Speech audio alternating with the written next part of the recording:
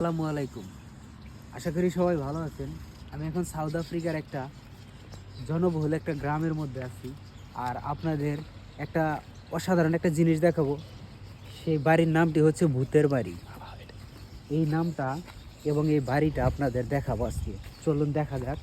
প্রায় কাছাকাছি চলে আসছি সেই ভূতের বাড়ি, সাউথ আফ্রিকার সাদাইয়াদের বাড়ি। এই যে দেখেন এইখানে কত সুন্দর একটা পরিবেশ। দেখেন বাড়িটা কিন্তু দেখতেও ভূতের বাড়ির মতোই, এবং কি মানুষ সবাই বলে ভূতের বাড়ি।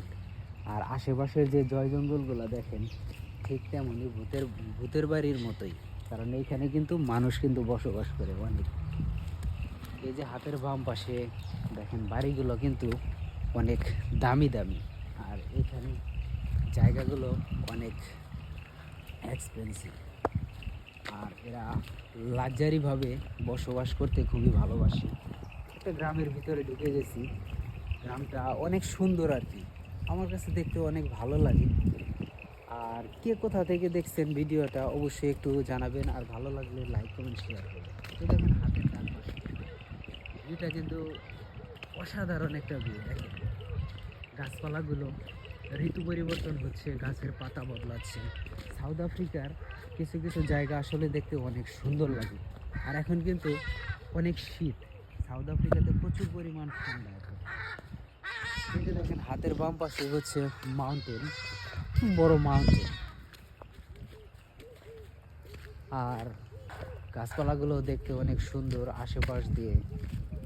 সাউথ আফ্রিকার প্রায় সংখ্যক জায়গায় বাড়ির সামনে দিয়ে নতুন নতুন ফল ফ্রুটের ফুলের গাছগুলো ভরা থাকে। এই দেখেন কত সুন্দর একটা জায়গা।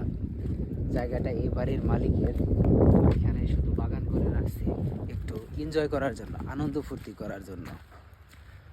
আবার এই যে দেখেন গাছের মোতাটা, এই গাছটা কিন্তু কিছুদিন আগে বড় ধরনের একটা বাতাস হয়েছে, বাতাসে কিন্তু ভেঙে গেছিল।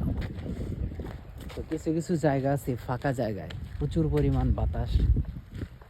এই যে দেখেন রোদ কিন্তু কিন্তু প্রচুর ঠান্ডা কিন্তু এখন। এতক্ষণ ছিলাম ভালোই, কিন্তু এখন টুপিটা মাথায় দিয়ে রাখতে হচ্ছে, তাছাড়া কোনো উপায় নাই। টুপিটা মাথায় দিয়ে